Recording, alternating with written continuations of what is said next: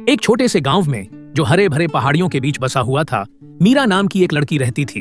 वह अपनी दयालुता और प्रकृति से प्रेम के लिए जानी जाती थी।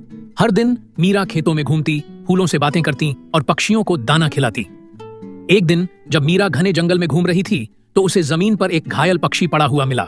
उसके पंख टूटे हुए थे और वह दर्द में था।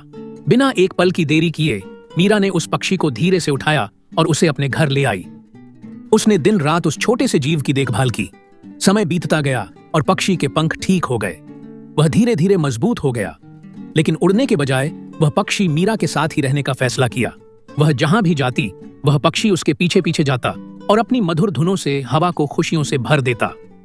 एक शाम गांव में एक भयानक तूफान आया।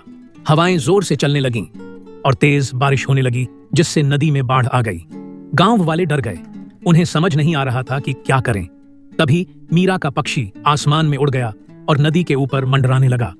उसने एक जोरदार सुंदर गीत गाया जो पूरे गांव में गूंज उठा। पक्षी का गीत सुनकर गांव वाले नदी के किनारे इकट्ठा हो गए।